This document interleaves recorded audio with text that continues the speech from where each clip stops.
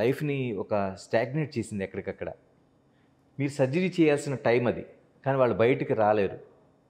ఇలాంటి ఏమైనా కేసెస్ అంటే మీకు ఇచ్చిన టైం ఉంటుంది, మీరు ఒక 3 మంత్స్లోన ఒక 1 మంత్లో సర్జరీ చేయాల్సి ఉంటుంది, కానీ వాళ్ళు బయటికి రాకపోవచ్చు.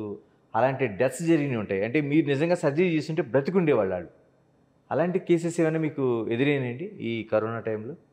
కరోనా తర్వాత suddenly number of patients with big పెద్ద పెద్ద ట్యూమర్ వచ్చింది. బికాస్ ఫర్ 3 మంత్స్ 6 మంత్స్ హాస్పిటల్కి రాలేదు కదా.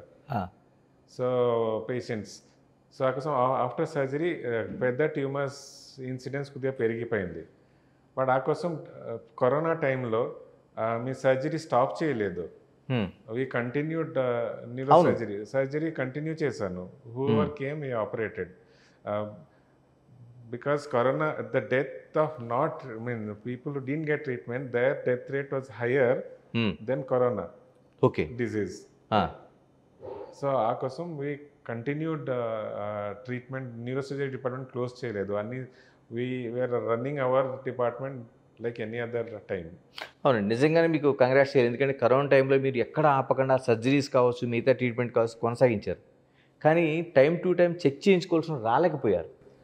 ఆ కోసం కరోనా తర్వాత చాలా పేషెంట్స్ విత్ పెద్ద ట్యూమర్ వచ్చారు. ఓకే, బికాజ్ పెరిగిపోయింది సైజ్. బికాజ్ క్యాన్సర్ ఉంటే తొందర పెరుగుతుంది కదా. అవును. సో పెద్ద ట్యూమర్తో వచ్చారు. సో బట్ దెన్ వాళ్ళకి సర్జరీ చేస్తే కొద్దిగా కాంప్లికేషన్స్ ఎక్కువ అయింది ఆ కోసం. అంటే దీనికి మిగతా కారణాలతో పాటు అంటే వంశపారంపర్యంగా జన్యుపరమైన కారణాలు ఉంటాయండి మనకి. ట్యూమర్స్ కావచ్చు, లేకపోతే స్పాండిలైటిస్, ఇవన్నిటి కూడా ఏమైనా జన్యుపరమైన కారణాలు ఏమైనా ఉంటాయి? జీన్స్లో less than 1-2% of brain tumours are genetic related. Okay. Usually genetic related ఉంటే they will come with multiple small అదో చిన్న గుల్లలి ఉంటుంది, బ్లాక్ ప్యాచెస్ ఉంటుంది. Okay. So genetic related tumours are very less and normally అది నాన్ క్యాన్సరస్ దే ఆర్. చిన్న tumour చిన్నపిల్ల టైంలో వస్తుంది, then after 5-10 years some tumour వస్తుంది, దెన్ 20-30 yearsలో చిన్న ట్యూమర్ వస్తుంది. అలాగా స్లోలీ ఇంక్రీజ్ అవుతుంది. జెనెటిక్ అన్ఫార్చునేట్లీ బ్రెయిన్లో ఎంత ఫ్రీక్వెంట్ లేదు. స్పెయిన్కి సంబంధించి కూడా ఇలా జీన్స్కి సంబంధించి ఏమైనా ఉంటుందండి? స్పెయిన్ ప్రాబ్లమ్స్ చాలా వరకు అలాగా స్పైన్లో లైక్ డిఫార్మిటీ ఒకటి బై జీన్స్లో వస్తుంది. Especially if they marry among the family. Okay. Like cousin sister, cousin brother అట్లా అలాగా మ్యారీ చేస్తారు కదా విలేజెస్. అదే చేస్తే then spinal like deformity, spinal dysraphism చెప్తారు. ద చిల్డ్రన్ విత్ లైక్ బ్యాక్లో స్వెల్లింగ్ వచ్చి వస్తుంది, కాలు వీక్నెస్ రావడానికి వస్తుంది. So it is only if you marry with in the family ఆ ఛాన్సెస్ ఎక్కువ ఉంటుంది. Then they are predispose to genetic. So అది అవాయిడ్ చేయాలి. బట్ ఇప్పుడు కూడా ఫోలిక్ యాసిడ్ అన్ని ఫుడ్లో ఫోలిక్ యాసిడ్ ఎక్కువ తీసుకుంటే ఆ ఇన్సిడెన్స్ కూడా తగ్గుతుంది. ఓకే.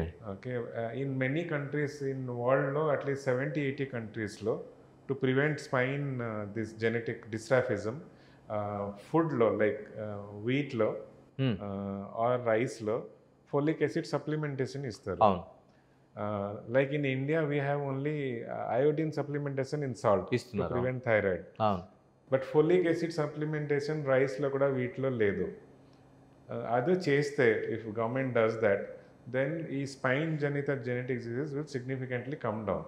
బాగుందండి. అంటే చేయాల్సిన అవసరం ఉంది, అవసరం ఉంది. గవర్నమెంట్కి రిప్రజెంటేషన్ కూడా ఇచ్చాను, బట్ అదే ఎక్సెప్ట్ ఇంకా చేయలేదు. But if public and media also promote that then అది కూడా ఇంప్లిమెంట్ అయితే significant incidence of spine genetic disease will come down. ఏ శాతంలో ఉందండి మనకు ఆ కేసెస్? ఎంత, ఏ రేషియోలో వస్తున్నాయి మనకి టోటల్గా? ఈజ్ ఆల్మోస్ట్ 1 in 1000 రేషియోలో వస్తుంది. Okay. And then they are born with they are lifelong disable ఉంటుంది. బికాస్ ఒక కాలు పోలియో లాగా వన్ కాలు షార్ట్ అవుతుంది, వాకింగ్ ప్రాబ్లం వస్తుంది. Okay. Or they can be on wheelchair only lifelong. So ఆ కోసం మీన్స్ అదే ఇప్పుడు కానీ అల్ట్రాసౌండ్లో ప్రెగ్నెన్సీ టైంలో అల్ట్రాసౌండ్ చేస్తే డిటెక్ట్ అవుతుంది. డిటెక్ట్ అయితే చాలా జలాలు అబార్షన్ చేస్తారు. బట్ ఫోలిక్ యాసిడ్ సప్లిమెంటేషన్ ఉంటే యూ కెన్ ప్రివెంట్ కదా. Prevention is always better then. అంటే ప్రెగ్నెన్సీతో ఉన్నప్పుడే ఇవ్వచ్చు అది అన్నది. Pregnancy first week of pregnancy ఇవ్వాలి. బట్ అని ఇఫ్ ఆల్ చైల్డ్ బేరింగ్ ఉమెన్కి ఇస్తే దెన్ ఇన్సిడెన్స్ చాలా తగ్గిపోతుంది కదా. డాక్టర్ ఇప్పుడు చాలా వరకు ఫుడ్తోని లింక్ పెట్టి ఉన్నాయి. అంటే మీ మజిల్ పెరగాలంటే మీరు